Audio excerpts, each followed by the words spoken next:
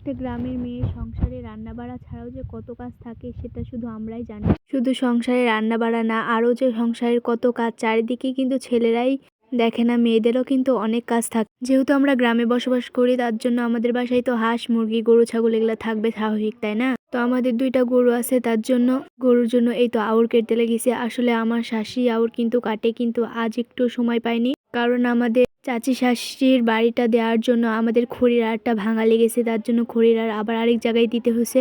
তার জন্য আমার শ্বশুর শাশুড়ি সবাই ওখানে আছে। তো আউরটা কেটে আমি সুন্দর করে আবার গরুটা বেঁধে দিলাম। করি আর না করি কিন্তু সবকিছুই কিন্তু জানা লাগে। মাঝে মাঝে আম্মারা কাজ করলে তো আমাকেও সব দিকটা সামলাতে হয়, তাই না? তো আউট কেটে আমি গরুটা বেঁধে দিয়ে গরুকে খাবার দিলাম। সকালবেলা হলেই গরুটা বের করে থুই, আবার বিকালবেলা তুলি। তো এদিকে চুলার পাটটা এমন অবস্থা হয়েছিল, এখন দেখতে পাচ্ছেন চুলার পাটটা কত সুন্দর হয়েছে। এপাশে আরেকটা ছোট্ট করে চুলা করলাম। অল্প রান্না যখন হবে তখন এখানে রান্না করবো, আর যখন বেশি রান্না করা লাগবে তখন ওখানে রান্না করব।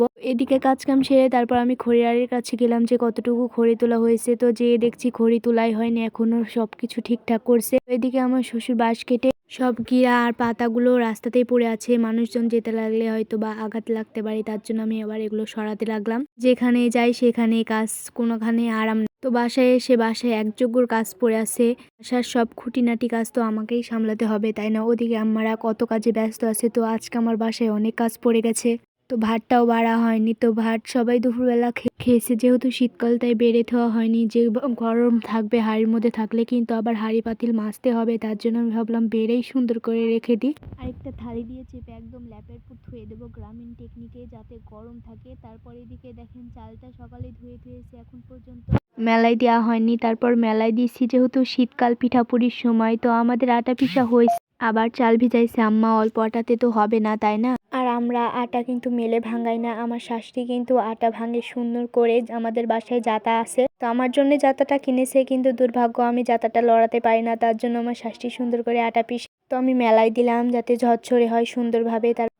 তারপর কাল রাতের বেলা আমি একযোগ্যর মুসুরের ডাল ভেঙে রেখেছি, আমার ডাল ভাঙা হয়নি বেশি করে আমার সোনামণির জন্য তো করে রেখেছি, কিন্তু ঝাড়াই হয়নি। রাতের বেলা ভেঙে রেখেছি, ঝাড়া হয়নি, তো এখন ঝেড়ে পরিষ্কার করে রেখে দিই। আমরা তো গ্রামে বসবাস করি, আর আমাদের বাসায় তো আমাদের বিলেই তো করে, তার জন্য আমাদের কেনা লাগে না। তো একটা গ্রামের মেয়ের যে রান্না বাড়ার পাশাপাশিও বাড়িতে কত কাজ থাকে সেটা শুধু আমরাই বুঝি।